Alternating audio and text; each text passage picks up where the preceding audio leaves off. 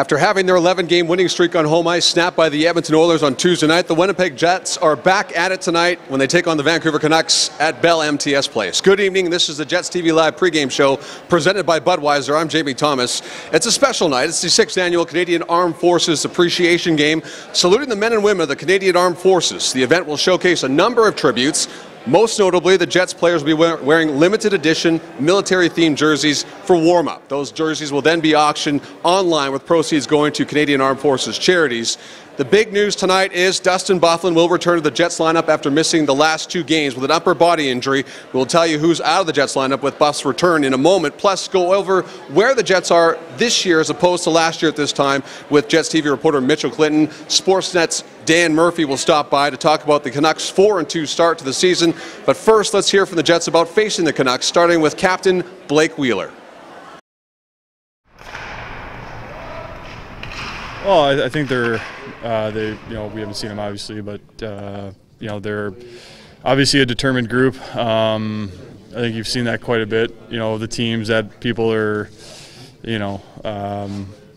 not talking about very nicely before the season are having good starts because it's a good league. Those teams are filled with good players, and there's a certain amount of determination that comes out when people in the media, fans aren't necessarily giving you much of a shot going into a season. So I think this group is determined to prove some people wrong. The guys that they've added are guys that play hard every night, good professionals, and so we got our work cut out for us.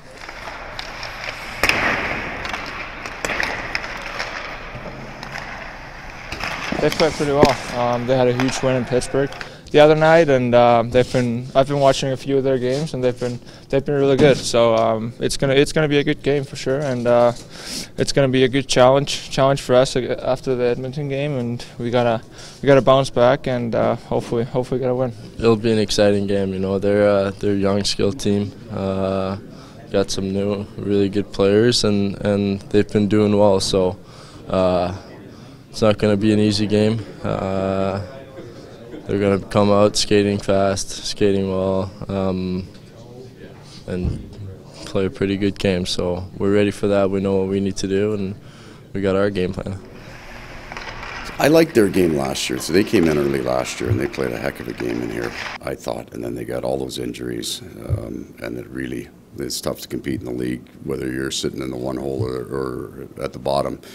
When you had the injuries they suffered through, but to me, and they've had major personnel change, but it's the same game that they started playing last year, except they're a little further along in their program.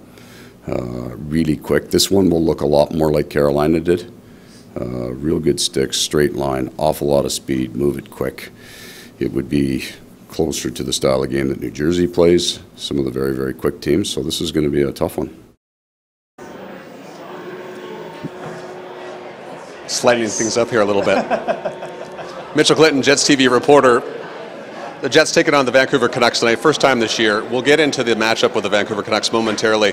Some lineup changes to go over. I mentioned about Dustin Byfuglien coming in. Let's take a look at the Jets lineup heading into this game against the Vancouver Canucks.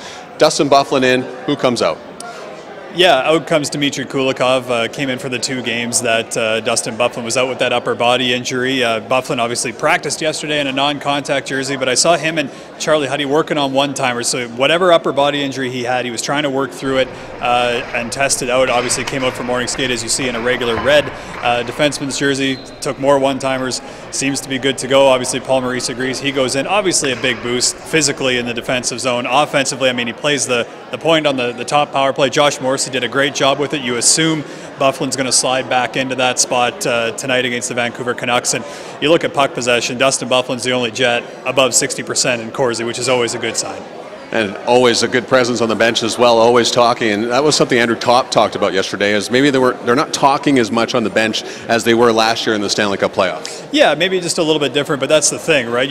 What the players might be remembering is the Stanley Cup playoffs, and Paul Maurice kind of touched on that yesterday, was just the fact that not only are the players wired into the game, the coaches are wired in, the fans are wired in. It's hard to replicate that atmosphere.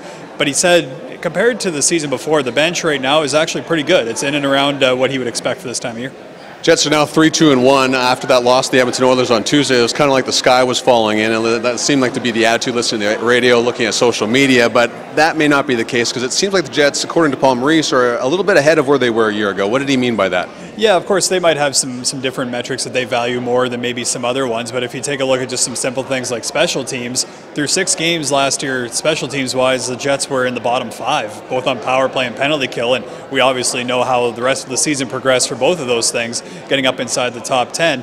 And you take a look at this year in special teams, they're in the middle of the pack for both of them. So obviously a better start than what they had last year. And you look at goals against, of course they had the tough games against the Toronto Maple Leafs and the Calgary Flames last year that maybe inflated them a little bit. But in terms of goals against, they had the 6th most last year at this time. And this year they're just outside the top 10 in terms of the least allowed in that department. So Blake Wheeler, I think, said it best last year, or that was this morning, just that no win is ever going to come easy.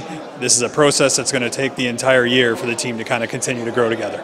You can be forgiven for that slip up because when the homestand, the days are still melting in together, and you start to forget where you are because we haven't left this place literally for a week. The Canucks are in here tonight. Jets swept the season series from them last year. Vancouver was one of the worst teams in the NHL, but in the meetings with the Canucks, they weren't as easy as people might have thought. Yeah, and Paul Maurice referenced that 1-0 win that the Jets had over the Canucks in January last year, where Connor Hellebuyck made 29 saves, his 4th shutout of the year. So obviously these two teams play some tight games against each other, and you talk to the players and the coaching staff this morning, and that's exactly what they talk about. They compare the Canucks almost to the Carolina Hurricanes, who are just here in terms of speed, good sticks. So it's obviously going to be a bit of a challenge for the Winnipeg Jets tonight. They're going to have to be at their best. The Canucks come in 3-game win streak. It's the end of a 6-game road trip for them. So obviously they're going to be playing their best hockey that they can to try to end the road trip on a good note. And of course, I mean, you talk talent. There's the young skill of Elias Pettersson, who's not going to play tonight, obviously, but you got Brock Besser, who maybe started a little bit slow offensively, but had the overtime winner against the Pittsburgh Penguins. So obviously some players to keep an eye on tonight. Yeah, Brock Besser finishing 2nd in the National Hockey League in goals by a rookie behind the Winnipeg Jets' Kyle Connor. We'll have more of you a little bit later tonight, of course, in the post-game show. In the meantime, before we get to Adam Lowry and his one-on-one with myself, here's Paul Maurice again. Right, for when you look at what some of these younger and older players are going to command in salaries, we're going to have a very young entry-level bottom part of our team. That's just a fact. And Matty Perreault has filled in nicely, sometimes in French, sometimes in English, but he's the guy, and so, you know, and then when that happens, though, right, so Adam Lowry's voice becomes more important in the room, and Mark Scheifele and some of those 25, 26-year-old guys who might have been a little bit quiet early on. I'm not expecting Vesalainen or Roslovic to be leading the cheer, but bring energy on the ice when they play. Adam, this team got so good last year at just putting bad efforts behind them or bad moments in the season. Do you think that's transferred over to this year? Because it certainly has seemed that way since you haven't lost 2 in a row. Yeah, well, you know, and I think we went back and we watched the games that, you know, we seem to have struggled in, and, you know, they're simple fixes. So we know it's important to be consistent in this league and to get kind of right back on track right away. So, you know, we've kind of found ways to have good starts after tough games. So I think we're going to look to do that again tonight. Another younger team in here this evening at the Vancouver Canucks. What have you made of their efforts so far this year in watching the film? Well, I know he's not playing tonight, but Peterson's really come in, and he's been a dynamic young player. He's been fun to watch. You seem to find him on the highlights every night. But they're a team they've got a lot of speed, and I think, you know, they've caught some teams by surprise. They go into Pittsburgh, they beat them in overtime. You know, they've won a lot of close games, but it kind of just, their speed jumps out at you. They're on the puck, they're creating plays, and, you know, we're going to have to be ready. I think they're similar to Carolina in the sense that, you know, they move the puck well and they're on you, and you're not going to have a lot of time and space out there tonight. Paul Maurice said he felt this team was ahead of where you guys were a year ago, and he feels you're playing a little bit better. Do you feel that way as well? Not getting you to contradict your coach. No, but no, I know what you're saying. I think last year, after the 0-2 start, it seemed like the world was ending. Everyone was ready to write us off, and, you know, we go on to have the second best regular season record. And, you know, this year we haven't had the best start or a start we necessarily wanted. But, you know, I think, it's a process. It's all about kind of building and making sure that your team continues to get better. And I think there's a lot of areas for our team to improve, and hopefully we can improve on those sooner rather than later. But I think the start has been better. We've been a little more consistent in certain areas of the game. Obviously, there's other areas that we want to clean up. This is your fourth career 2-goal game in the National Hockey League the other night. Did you have that feeling coming in that it was going to be your night? And when was your last hat trick, if you don't mind me asking? I think I go into every game hoping it's going to be my night. So, but though after, I think I scored my second shift, and it's always nice to score earlier in a game. Then you feel you have some confidence. And then it might have been 2 shifts later, I get a great pass from Maddie, and I find the back of the net, and after that, the hot start. I felt pretty good. It's too bad we kind of let that one slip away, but the first period was great in my mind. Last hat trick would have been junior. I think my last year junior, I think I had 6 or 7 of them. Did Tanev come to you with any advice? Yeah, did Tanev come to you with any advice, considering he's the last Jet to score a hat trick? Oh, you know what? I should have gone to him and asked. I think I gripped my stick a little too tight. I started to become a passer, but no, I should have asked him. Good luck tonight. Oh, happy birthday, Jamie. Hey, thanks. Oh, thanks, man. Of course, that is Adam Lowry of the Winnipeg Jets. Pleased to be joined now by Sportsnet's Dan Murphy, longtime reporter of the Vancouver Canucks. First thing you think of for the Vancouver Canucks for the longest time, since at least 1999, is the Sedins. How is life without Daniel and Henrik at this point for Vancouver? It was a little strange, I'd say, especially in training camp. They've been around. They're still in Vancouver, so they pop in here and there. But, for as long as I've done the job, 18 years, they've always been there. They were there the year before I've done it. So it's a little different, but you get the sense that they finally turned the page to a new chapter, right? When those guys were there the last few years, they were trying to rebuild with them there. It was a little bit difficult, and now you get the sense it's a new era. Kind of helps that another Swede has stepped in, and Elias Pettersson will not play tonight. How's his recovery? And then how good has this kid been early on? Yeah, I mean, he came with such fanfare because, now in the day of social media, you see all his highlights from Sweden. Won the Swedish League MVP, won the playoff MVP, won the scoring title all as a teenager. So he's very highly touted and kind of came in as advertised. Very slick, very skilled. He's leading the team in goals and points, still is. And I believe now he's worked out 4 days in a row, symptom-free, as far as I know, since the concussion in Florida. So obviously won't play tonight, likely won't play on Saturday, and they'll have to wait to see how the concussion protocol goes for when he skates by himself and then with the team. Were the Canucks happy with the NHL's decision on the 2-game suspension? I think so. I think they're probably pleasantly surprised that it was a 2-game suspension. And I think most people thought fine, maybe a game, but I guess if they're going to try to eliminate head injuries on non-hockey plays, then that was a good start. Who has stood out outside of Pettersson, Brock Besser? Who's standing out for the Canucks right now in this 4-2 start for you? Well, Besser scored his first of the season on this road trip in Tampa. And that was a bit of a weight off his shoulders. So I think he's been impressive the last couple of games. Besser and Horvat took a little while to kind of really get going. But Goldobin, he had been playing beside Pettersson, and they had some really good chemistry. So he's proven to be a player. He was one of those question marks, like, is he going to be a part of the future, part of the solution, or part of the problem? And right now it looks like I'd say he's part of the solution. I thought you left because you knew I was going to ask you about Fortnite and Patrick Laine and the reaction from the Canucks players. Has this kind of blown over right now, or is this still kind of that bulletin board stuff that the Canucks are looking to use against the Jets tonight? I think just they probably wished it was a story that went away from their end. They probably didn't say it properly. I think, in fact, this team's got 30 of the first 45 days of the season are on the road, 2 6-game road trips. So I think they're really trying to limit that kind of stuff at the start, get guys together, especially with 6-game road trips, make sure everybody's bonding, and then maybe they'll walk it back a bit as the season goes on. So probably the wording, the whole thing wasn't correct, but I think they're trying to have a purpose of building a bond and getting guys together, and I don't know if it's worked so far, but I think that was the purpose. Final game of a 6-game road trip for the Vancouver Canucks. Dan Murphy, really appreciate the time. 1 second. Hey, what are you doing? Oh. Thanks for having me on. Thank you. Thank you. Dan Murphy of Sportsnet. Let's go inside the Canucks dressing room to hear their thoughts on playing the Jets tonight.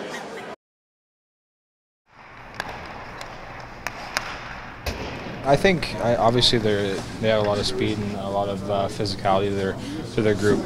They're going to come hard. They're going to be forechecking hard and trying to create a lot of offense with their speed. And I think if we can stick to our systems and play fast against that mentality, then I think we should give them a good game tonight.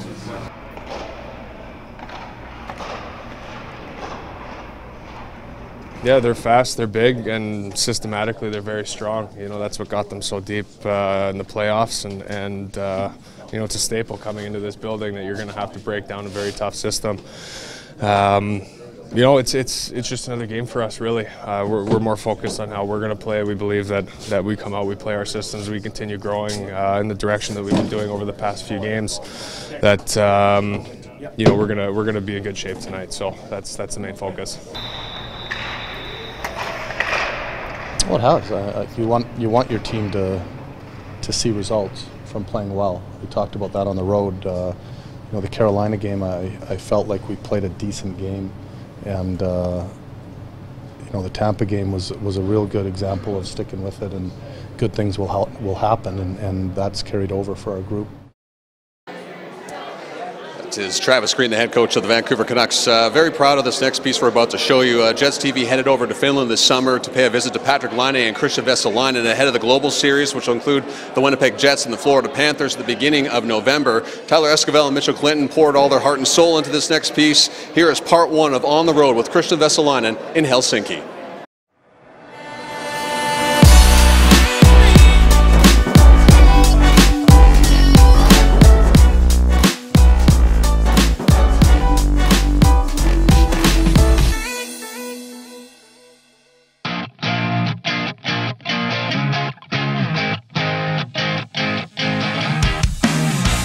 We're gonna go now to the place where I was like kid. We in the same area I lived, because we played in the streets. I was like maybe 4 or 5, and the older kids didn't want me to play, so they just put the goalie stuff on me, and they're like, "You're gonna be there."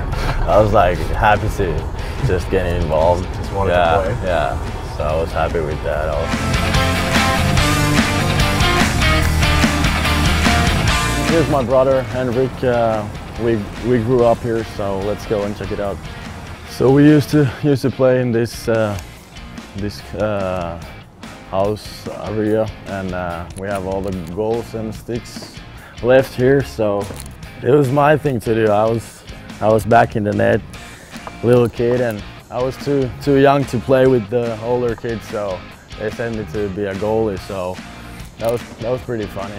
There's actually one funny story. There's a pizzeria, so we were here playing and taking some slap shots, and then my father saw from the windows that we were having fun, so he was like, "Oh, I'm gonna show you how to take a slap shot," and he just threw it out and straight from the window back to the pizzeria kitchen, and then he went by a pizza and said, "Sorry, I shoot the puck there." So a lot of things happened here, so good and bad. We got the puck back. Yeah, we got. Yeah, so everything was good after that. So this is the kebab place. Is where I eat a lot when I was in school and playing street hockey when I was a little kid. So yeah, let's go.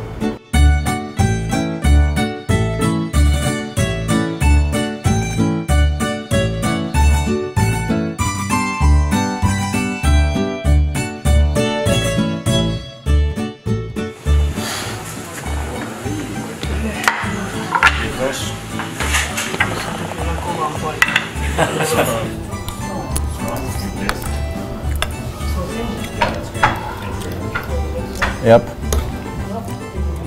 Still the best one. Spend all your pocket money here? Definitely. Yeah. Absolutely, yes. It was worth it. Yeah. Every time.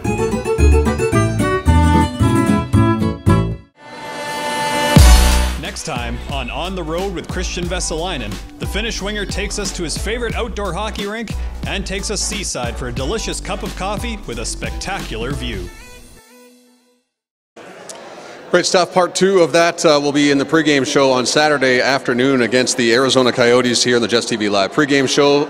By the way, before we go, make sure you tune in to JetsTV Live postgame show to get your next Jets Reward code word, your chance at 50 Jets Reward points. Make sure you go to jetreward.ca after the game. On behalf of Mitchell Clinton, Adam Lowry, and Dan Murphy, I'm Jamie Thomas. This has been the JetsTV Live pregame show presented by Budweiser. We'll see you after the game.